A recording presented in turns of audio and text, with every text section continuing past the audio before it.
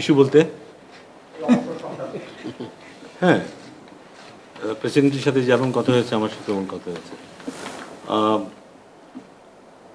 আমার মনে হয় যে শুধু নিজের ক্রিকেট নিয়ে ভেবেছে তা না, বাংলাদেশ টিমের ভবিষ্যৎ নিয়ে ভেবেছে এবং এগুলো নিয়েও আলাপ হয়েছে যে 2026-এ আমাদের যে বিশ্বকাপ আছে সেখানে কারা খেলবে, কী খেলতে পারে এবং তাদের কখন থেকে এক্সপোজার দেওয়া শুরু করা উচিত সেসব নিয়েও আলোচনা হয়েছে, সিলেক্টরদের সাথেই আলোচনা হয়েছে। আমি শুরু থেকেই জানতাম যে ওর ইচ্ছা ছিল সাউথ আফ্রিকার সাথে খেলে টেস্টে রিটায়ারমেন্টে যাবার একটা ইচ্ছা বেশ কিছুদিন আগের থেকেই কিছুটা আলাপ হয়েছিল। সো আমার মনে হয় এগুলি একেবারে হঠাৎ করে হচ্ছে তা না, বেশ কিছুদিন ধরেও এসব চিন্তাভাবনা করছে। সব ঘটনা যদি নর্মাল থাকতো আমার মনে হয় তখন এরকম কিছু হওয়ার সম্ভাবনা থাকতো বোধহয়, কারণ নিজেও আস্তে আস্তে বোধহয় উপলব্ধি করছে যে ওর ফরম্যাট কমিয়ে দেয়া বা না কমালেও কম কম করে খেলা, সো দ্যাট ও নিজের সাথে ওর শারীরিক সক্ষমতার সাথে মিলিয়ে ও যেন ইন্টারন্যাশনাল ক্রিকেট খেলতে পারে।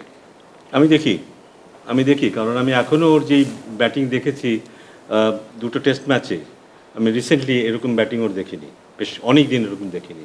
হি লুক ভেরি অর্গানাইজড ব্যাটিংয়ে, এবং যেই বোলিং এগেনস্টে এবং যেই সিচুয়েশনে ওর এই ব্যাটিংটা দেখেছি সেটা আমাকে অনেক আশাবাদী করে যে আমরা হয়তো সামনেও হয়তো বা ওকে বিভিন্ন ফ্র্যাঞ্চাইজিতে ক্রিকেট খেলতে দেখবো এবং সেখানে আমার ধারণা ভালো ব্যাটিং করবে। এখন আমরা যখন আজকে ওর ইন্টারভিউটা দেখছিলাম, ওর গলার ভাষাটা, গলার শটটা যদি আপনি একটু খেয়াল করে দেখেন, he still look very firm. আমি জানি ওর মনের মধ্যে অনেক কিছু যাচ্ছে, but he still sounded very firm. ওর কন্ট্রিবিউশন বাংলাদেশ ক্রিকেটে কী এটা আমরা সবাই জানি, কিন্তু অনেকে হয়তো সামনে স্বীকার করি না, অনেকে হয়তো অনেকভাবে এই জিনিসটা ব্যাখ্যা করি, কিন্তু ডিপ ইনসাইড বোধহয় আমরা সবাই জানি সাকিব আল হাসানের কী কন্ট্রিবিউশন আছে বাংলাদেশের ক্রিকেটে।